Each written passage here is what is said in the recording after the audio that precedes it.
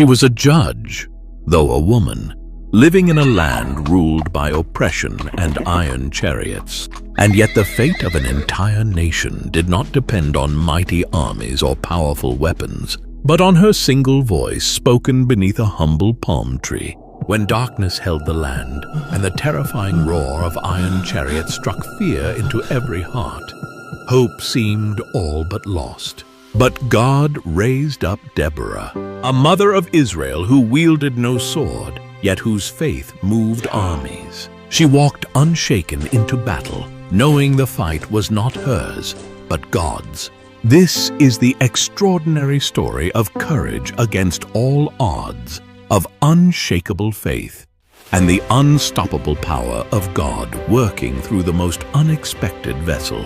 A story in which the glory would go to a woman.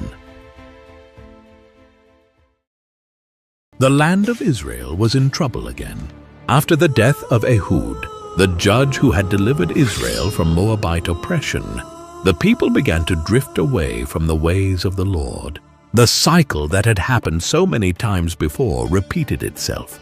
Prosperity led to complacency, and complacency led to idolatry. They turned from the God who had brought them out of Egypt and began to worship the gods of the Canaanites, Baal, the storm god, and Asherah, the fertility goddess. They thought these false gods promised rain for their crops and fertility for their flocks, but in return these gods demanded loyalty that drew Israel's heart away from the Lord. God, in his righteousness, allowed Israel to be oppressed as a wake-up call. This time he gave them into the hands of Jabin, king of Canaan, who reigned in Hazor in the northern region. Hazor was a powerful fortress city, its ruins today still speaking of its once great walls and palaces. Jabin's military commander was Sisera, a ruthless general with a terrifying advantage: 900 iron chariots. In those days, iron chariots were like tanks, fast, unstoppable on open ground, and deadly in battle. The Canaanites used them to terrorize the Israelite tribes, attacking farmers in their fields, burning villages, and demanding heavy tribute. For 20 long years, Israel suffered under Jabin's cruelty. This was the price of idolatry. The God who had brought them out of Egypt allowed them to feel the weight of their disobedience. But a remnant still prayed. Their voices rose like incense toward heaven, crying for deliverance. Far to the south, in the hill country of Ephraim between Ramah and Bethel, there lived a remarkable woman named Deborah. She was not only a prophetess, one who spoke the words of God, but also a judge of Israel. Unlike kings, the judges of Israel were not crowned rulers. They were raised up by God to lead, deliver, and guide the nation. People came to them for decisions, disputes, and counsel. Deborah held court under a palm tree that came to be known as the Palm of Deborah. Day after day, men and women came from all over Israel to have their disputes settled and to seek her counsel. Her judgments were fair, her words carried authority, and the people trusted her. Deborah had something rare for that time. She was a woman with both spiritual authority and national influence. In a world where men were usually the leaders in public life, Deborah stood out like a beacon. Her strength didn't come from physical force or military might, but from her unshakable trust in God and her ability to hear his voice clearly. One day, the word of the Lord came to Deborah with a plan for Israel's deliverance. She sent for Barak, the son of Abinoam, from the tribe of Naphtali, who lived in Kadesh in the far north. When Barak arrived, Deborah spoke with the authority of God's command. The Lord, the God of Israel, commands you, go, take with you 10,000 men from the tribes of Naphtali and Zebulun, and lead them up to Mount Tabor. I will lure Sisera, the commander of Jabin's army, with his chariots and his troops, to the Kishon River and give him into your hands. Barak knew the danger. To face Sisera's army with its 900 iron chariots on open ground was almost suicidal. But Deborah's words were clear. This was God's battle plan. He replied with hesitation, "If you go with me, I will go. But if you don't go with me, I won't go." Some see Barak's words as a sign of weakness or lack of faith. Others see it as recognition of Deborah's unique role as God's spokesperson. Her presence meant God's presence and guidance. Either way, Barak wanted Deborah beside him. Deborah agreed, but she gave him a prophetic warning. Certainly I will go with you, but because of the course you are taking, the honor will not be yours, for the Lord will deliver Sisera into the hands of a woman. It was a strange prophecy. In the warrior culture of ancient Israel and Canaan, the highest honor was to defeat and kill the enemy's commander, a feat that brought fame, respect, and glory to the warrior who accomplished it.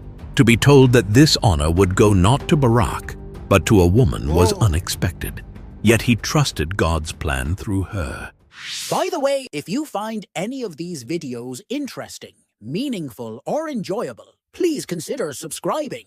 These take a long time to make, and it really helps out. And if you love what we're doing and want to go a step further, you can now become a channel member. Your support helps us reach more people with God's Word through powerful animation. Just click join and be part of the mission. Barak sent messengers through the hill country, calling warriors from the tribes of Zebulun and Naphtali. From the hills and valleys, farmers laid down their plows. Shepherds left their flocks. They gathered weapons, whatever they could find, and they marched toward Mount Tabor, a steep, rounded mountain rising from the Jezreel Valley. Mount Tabor was a strategic choice. From its heights, they could see the surrounding plains and valleys, including the route Sisera would take with his chariots. It was here that Barak gathered 10,000 men, with Deborah at his side. Meanwhile, word reached Sisera that Barak had mustered an army. Confident in his military superiority, Sisera summoned all his forces, his 900 iron chariots and countless foot soldiers, and marched from his base in Harosheth Hagoyim toward the Kishon River, prepared to crush the Israelites once and for all. Deborah, Barak, and the Israelite warriors stood on Mount Tabor, watching the dust rise from Sisera's advancing army. The valley below trembled with the rumble of chariot wheels and the shouts of soldiers. Then Deborah gave the signal. Go! This is the day the Lord has given Sisera into your hands. Has not the Lord gone ahead of you? Barak led his 10,000 men charging down Mount Tabor into the valley. Normally, this would have been a disaster for the Israelites. Chariots could easily cut down infantry on open ground. But God had a surprise in store. According to the Song of Deborah in Judges 5, the heavens opened. Storm clouds gathered, and rain began to pour. The once firm ground of the battlefield turned to thick, sucking mud. The Kishon River, swollen by the rain, surged violently, washing over the plain and carrying debris in its rushing current. Sisera's iron chariots, the pride and terror of his army, became useless. Wheels sank deep into the mire, horses struggled, and warriors clung desperately to their mounts. What had been a force of fearsome strength became a trapped, chaotic mass. Meanwhile, the Israelite warriors pressed forward with courage and precision. They struck with fierce determination, their hearts steady and full of faith. Confusion spread through the Canaanite ranks, and the once fearsome army broke and fled in panic. The Lord himself fought for Israel that day. The enemy's power crumbled, and Israel's deliverance was complete, a dramatic testament to God's sovereignty and faithfulness. But the story wasn't over. Amid the chaos, Sisera saw that the battle was lost. Abandoning his chariot, he fled on foot toward the tent of Jael, the wife of Heber the Kenite. The Kenites were descendants of Hobab, Moses' brother-in-law. They lived in peace with the Canaanites, and Heber had even made an alliance with King Jabin. For that reason, Sisera believed Jael's tent would be a safe place to hide. Jael came out to meet him, her manner calm and welcoming. "Come, my lord, come right in. Don't be afraid," she said. She covered him with a blanket and gave him milk to drink. Exhausted from the battle and believing he was safe, Sisera asked her to stand guard at the door and tell anyone who came that he wasn't there. But when Sisera had fallen into a deep, exhausted sleep, Jael moved with quiet purpose. She took a tent peg and a hammer, tools that women in her nomadic culture were skilled in using to pitch tents, yet deadly in her hands. Step by careful step, she crept toward where Sisera lay under the blanket. With one swift, decisive blow, she drove the tent peg through his temple into the ground. The blow was final. Sisera never woke. Moments later, Barak came in pursuit. Jael stepped out of the tent to meet him, her face calm. "Come," she said. "I will show you the man you're looking for." He entered and saw Sisera dead. In that moment, Deborah's prophecy was fulfilled. The glory of victory over the enemy's commander had gone to a woman. That day, God subdued Jabin, king of Canaan, before the Israelites. From then on, Israel grew stronger until they destroyed Jabin completely. To celebrate the victory, Deborah and Barak sang a song, one of the oldest poems in the Bible, recorded in Judges 5. And for 40 years after this, the land of Israel had peace. Deborah's story is more than an ancient battle account. It pulses with truths that still speak to us today. In an age when men held nearly all positions of public authority, God chose a woman to serve as judge, prophetess, and military leader, showing that his call is never bound by human expectations.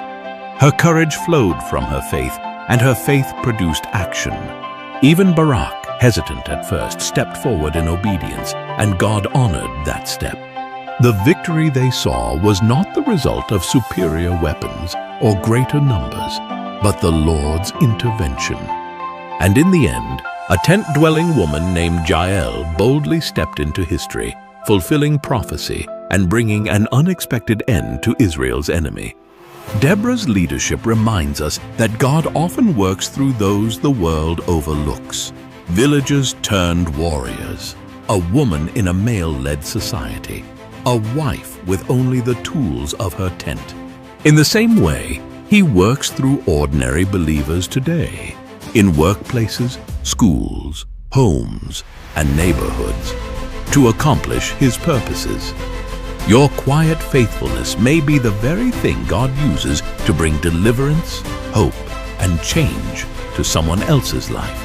In every generation, God calls his people to trust him when the odds seem overwhelming.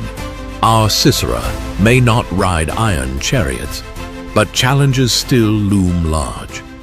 Cultural pressures that pull us from God, fears that keep us silent, and spiritual battles that seem unwinnable. Like Deborah, we are called to stand firm in truth, speak courage into those around us, and move forward when God says, "Go." Just as God fought for Israel against Sisera's army, he fights for his people now, in battles seen and unseen, in victories large and small. That same hand still moves for his people today. The real question is this: will you trust him enough to step onto the battlefield? Your faith, like Deborah's, Barak's, and Jael's, may be the very instrument God uses to bring deliverance, hope, and change in your life and in the lives of those around you. If you haven't subscribed yet, please don't forget to do so. It really helps us continue providing you with amazing videos like this.